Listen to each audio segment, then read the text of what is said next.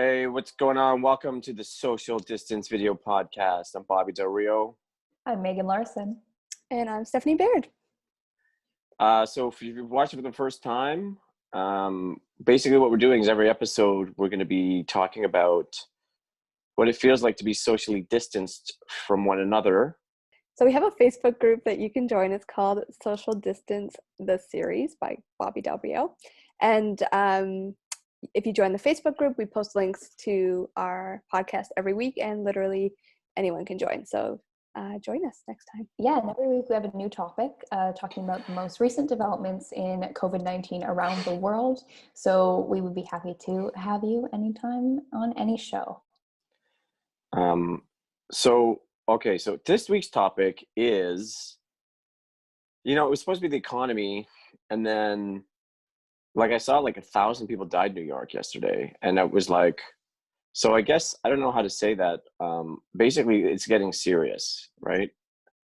This is getting serious. Episode 2.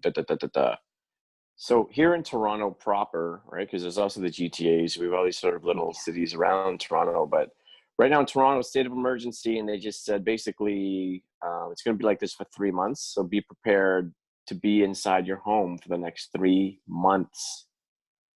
And I think that's minimal. Yeah. When I heard that, I was actually Googling how much it would cost to rent a cottage for the next 3 months and just get out of the city. There's so many people. And I heard from some friends that the more uptown you go, the less congested it is. But basically down here, it's I'm pretty sure it's the epicenter of Toronto. It's only a matter of time before I bump into someone who has it, and that's really scary. Here's the scary part, and it's puts us back on topic. The worst is yet to come, right? So I don't know. I'm sure we've all been watching the news and politicians, but what I've really noticed, especially in the last couple of days, is there's really been a shift in the emotionality of the politicians. Obviously we're in Canada, we're not in the United States, but Trump's a dick, right? So Trump's been such a dick this whole time. But then the last couple of days, you can see he's spooked. He's whoa, people are going to die. People are dying. And it's funny, even people like Doug Ford, right, who's our premier here in Ontario, and John Tory, who's our mayor, you can see them starting to you start to feel the personality, they're really concerned in a way that politicians rarely project vulnerability, which I think is an error, but that's a whole other topic. But you're really starting to see they're scared, and people are dying. So how are people going to feel when everyone's going to know people who are dead because of this? Yeah. It's not funny. It's already kind of made more turns than I thought. I thought, it's going to be annoying. I'm not going to be able to go to the gym for a month, and then it'll be fine. And now I'm oh man, it's already been 2 weeks, and now it's another 3 months minimum. Yeah. And it hasn't even been half a month right now. And I think people in Italy and people in Spain have been warning us that this is going to happen and it's going to be worse than we could ever imagine. And we're all just yeah, this is the worst I can imagine. And then it's actually worse than we could ever imagine. And people are still not taking it seriously, which is just crazy to me. I know. It's terrifying, especially with the amount of people in the city that are still not taking it seriously and going out. On the news yesterday, I saw a lineup of ambulances taking people to hospital in New York City, and it's only a matter of time until that's Toronto. And, they're saying the deaths haven't come yet, right? The numbers are still increasing. So, it's a pretty scary thing because it's about to get worse. And apparently in the United States, although, it's interesting. I'm sure a lot of people are paying attention to the States right now, but what they're doing kind of trickles down to other countries, right? It does. And apparently all those states, there's a finite number of ventilators, and they're bidding against each other. They're creating a bidding war to get those ventilators. So that's they're in competition with each other. And it's funny because an hour later, I noticed Doug Ford had tweeted, we just got 10,000 ventilators or something. But it's you know, if you think of it, each of those ventilators is a person. Yeah. I And I saw just a saw, nurse online and who was in tears and crying because they didn't have enough masks or gloves or any equipment for the healthcare professionals either in the hospital. And she told them she wasn't comfortable, essentially, with going in without a mask, and they fired her from her job just for wanting to be. And that's kind of the crisis the US is in right now. So it's not only each ventilator is a person, it's also all these healthcare workers that are constantly in contact with these people and don't have the safety precautions that they need.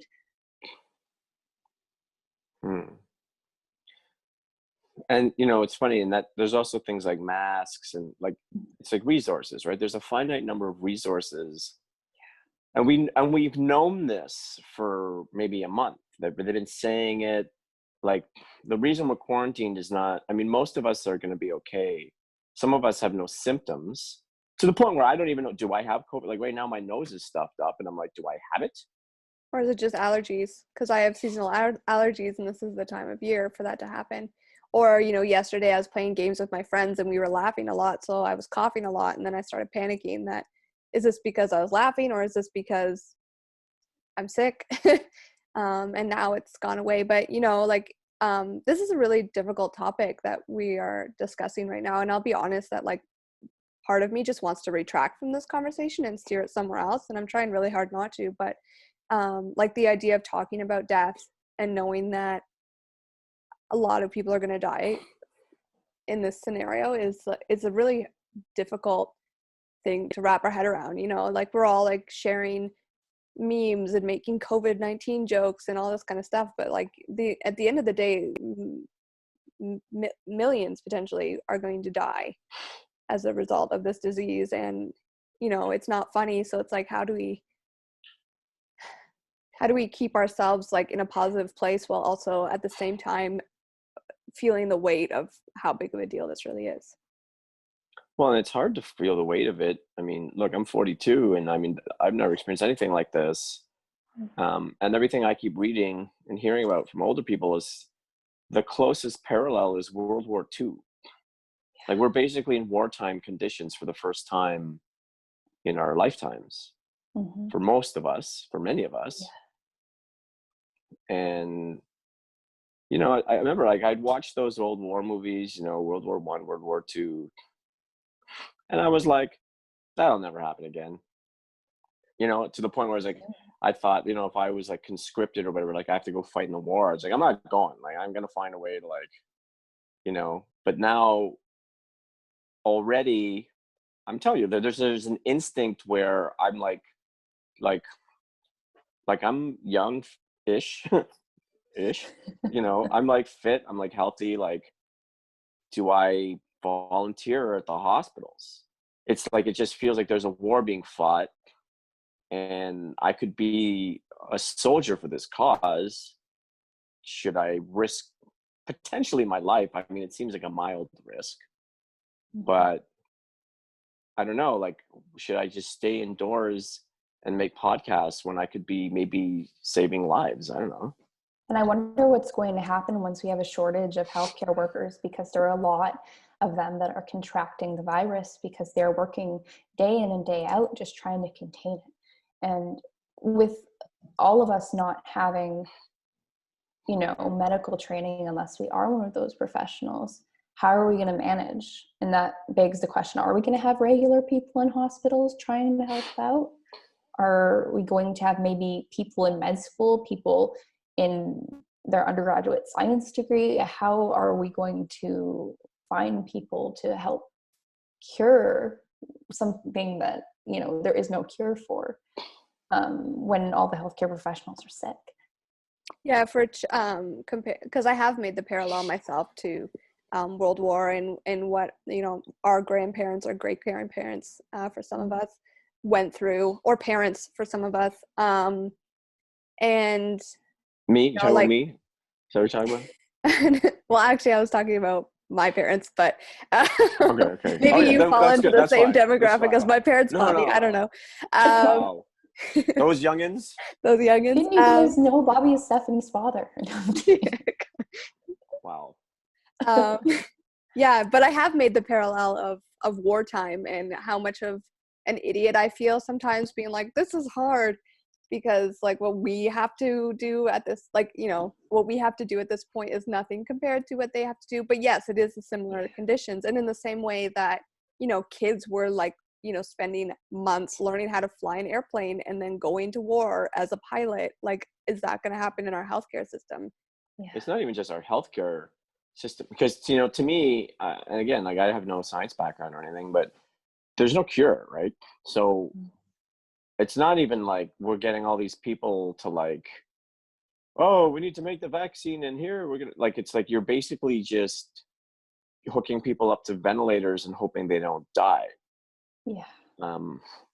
And it almost seems like an act of war to work in a grocery store, because Yes. you can't close the grocery stores.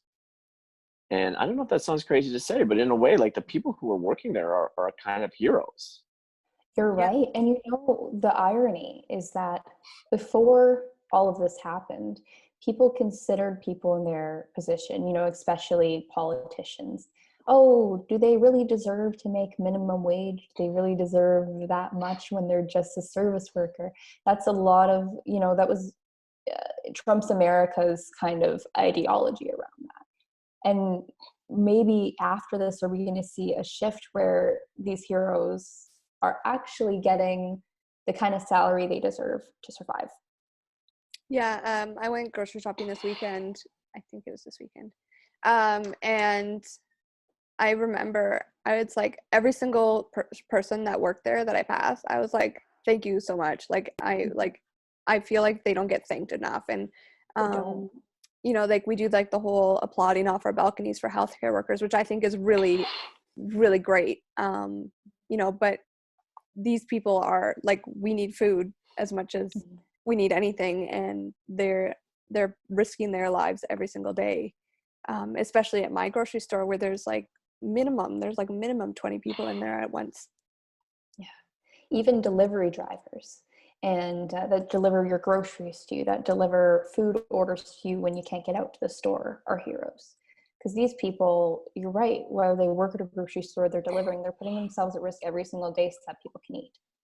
If you think of who's most exposed in our society right now, it's like, if you work in a hospital or you work in a grocery store, you're more likely to get the virus. Yeah. And that probably won't kill you depending on your demographics. But it just seems like there's, you know, it does seem like it still skews elderly people, obese people, people with immune issues, but they don't know. And there are examples of people who are in their 20s, 30s, And super healthy. fit. Oh yeah, like, and I saw this guy today. He's like this Asian guy, and he looked maybe a bit younger than me, and he just got over it. But he was on a ventilator, and I'm like, okay, but like, so you're young and you needed a ventilator? Like, what happens? First of all, what happens when we run out of ventilators? Yeah. And then there's like so many, because every hospital basically in the world, in every major city, their healthcare system is overwhelmed. They're all running out of ventilators, and then they're deciding between who dies, right? So you go, okay, so like, so I don't know, and I don't know what's true and what's not true. And I heard anybody who was like over 60 in Italy, they were just like, too bad, we're going to prioritize everyone under 60 because we know people are going to die. We only have so many resources, so at least let's save the people who are going to be on the planet for sure for another 20 years or something. Similarly to how veterans often have PTSD, that there's going to be a lot of PTSD coming from that, and mental health issues coming from that. Because if you are that person that has to make that decision of who lives and who dies, that's going to scar you. I don't even think I can imagine the feeling that you must have leaving work every day, knowing that despite how hard you tried and despite how many people you saved, this many people died because you just couldn't provide them with the healthcare that they need. No fault of your own. Well, look, and more to the point, it's war, right? This is the term. It's called triage, right? Where you're basically just in a state where everyone around you is like injured, and you're just trying to save the people who are going to die the quickest first.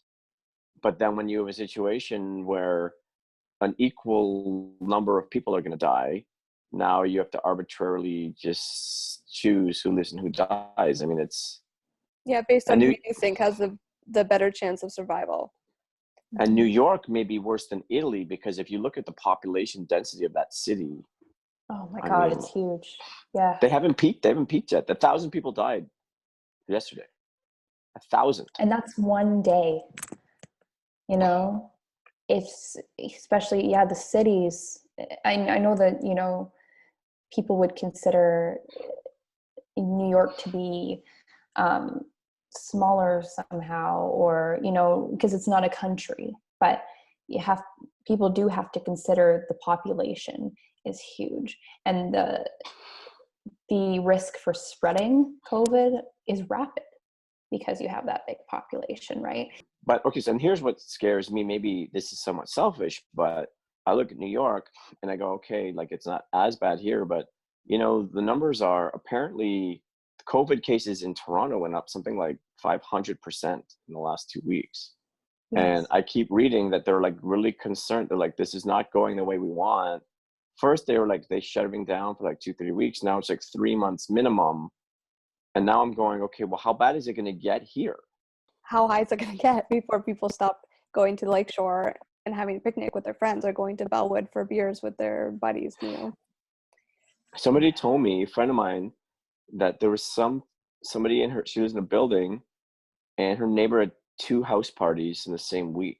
Mm-hmm. What? Like last week. House parties. I have I live in a condo, and we have a lot of Airbnbs because we're right in the entertainment district. And on Friday I saw a group of 7 or 8 people come in, like with alcohol, like ready to party. And there's an Airbnb across the hallway from me has been full all week. Like and like Airbnb is technically banned in our building, but what are they going to do about it? I went for a walk this on Sunday, and like I had an anxiety attack and I had to come home because there were so many people out. Really? Yeah. Like how many? Like it looked like a normal summer day. What? Yeah. Because the weather was nice. The weather was nice, and it could be like 25% of people decided they want to go for a walk. And because the population is so dense down here, that's a lot of people. But, like I saw crazy stuff. I saw some really crazy stuff, and like hordes of people gathering together. And I was like, yeah. And I went for a walk and I was like, and I'm going home. Like, I can't be in the middle of this. Like, and I was like paranoid the whole time that I was going to get caught on one of those videos that are like, Toronto people aren't taking this seriously, because I just went out for a walk. And yeah. So anyway, I got really scared. I went home, had a panic attack, and like messaged everyone I knew, being like, what have I done? How could I be so stupid to go outside? But my skin is like rice paper. Like, it's like thin, it's really pale. I'm breaking out like crazy. You need to go outside. I'm doing a podcast. I didn't bathe today. I'm in my bed. Here I am. Because I'm like, okay, what do I do? Get dressed and shower and go to the office, which is my bed. Like it's like you lose all sense of like, when do I wake up? When do I go to bed? When do I eat? You're not only isolating from the virus, but you're also isolating from like what's actually happening outside. And like I'm at home. I was at home all week last week. I think I went out maybe once a day to walk. Like Brad and I alternate walking the dogs, and then we go out once a week to the grocery store. And when I take those trips out, I just realized like how crazy it is out there. Like, because I'm just like, I'm in like my little like isolation bubble where like life is normal. I'm just lazy right now. I'm not going outside that much right now. It's kind of like winter me. Like, this is how I am in the winter. I just don't go outside. So then when I do go outside, I just like, it actually hits me to see like all the people wearing masks, all the people you know, like all the safety precautions in the grocery store. And then it just like really puts me into check of like, oh yeah, like this is a big deal and it's going on. And I'm just like in my little winter Stephanie bubble. It feels very foreign, doesn't it? It feels almost like a new world when you go outside.